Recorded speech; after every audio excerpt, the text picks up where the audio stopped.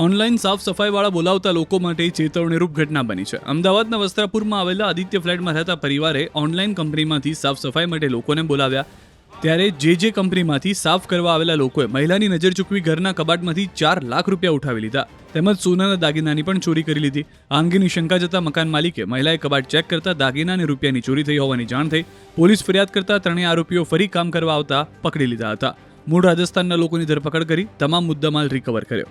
Vastrapur police સ્ટેશનની અંદર હમણાં એક ગુનો દાખલ કરવામાં આવ્યો છે, જેમાં બહારની એજન્સી દ્વારા સફાઈ કામદારોને આપણે બોલાવીએ છીએ. એવી એક કંપની છે જે ક્લિનિક કંપની પાસેથી જયાબેન ભરતકુમાર પટેલ જે વસ્ત્રાપુર વિસ્તારમાં રહે છે, તેમનું ઘર સાફસૂફ કરવાનું હોય તો તેમને આ કંપની સાથે કોન્ટેક કરી અને માણસો બોલાવ્યા હતા.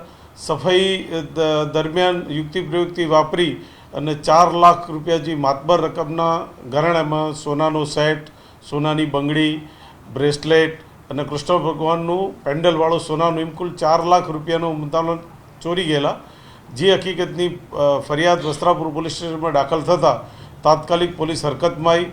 કોલ ડિટેલ્સના આધારે એ લોકોને ત્યાં 2 જણને દબોચી લીધા. એક જે આરોપી હતો આ કામમાં, અર્જુન શંકરલાલ, બીજા છે લોકેશ અને સુનિલ, તો એને મહેસાણાથી પણ અમે એને પકડી લીધો છે. બીજી તરફ અમદાવાદના નવરંગપુરા કમલા સોસાયટીના બંગલોમાં 14 લાખની ઘરફોડ ચોરીના આરોપીઓને પણ પોલીસે પકડી લીધા.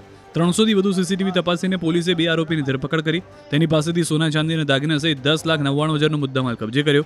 આ લોકો 2 દિવસથી વધુ સમયથી બંધ હોય તેવા મકાનોને ટાર્ગેટ કરતા હતા. ઝાડ ટ્રીમિંગ કરવાના બહાને સોસાયટીમાં જઈ બંધ મકાનની રેકી કરતા હતા.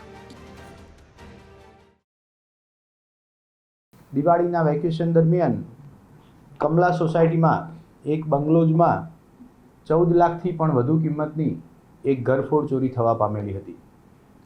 3 દિવસ દરમિયાન જ્યારે આ મકાન બંધ હાલતમાં હતું એ દરમિયાન આ ચોરી થયેલાનો એક બનાવ બનેલ હતો.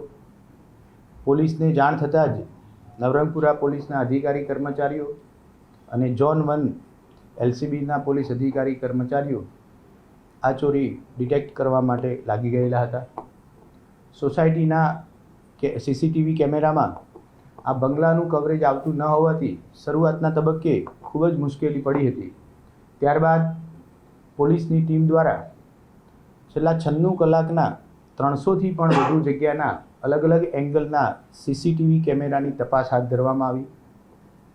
સમગ્ર તપાસના અંતે 3 આરોપીઓ આ સોસાયટીમાંથી સામાન સાથે નીકળતા અને આશરે 1 કિલોમીટર જેટલા દૂર પોતાની રિક્ષામાં બેસી અને નીકળતા જોવામાં આવેલા હતા.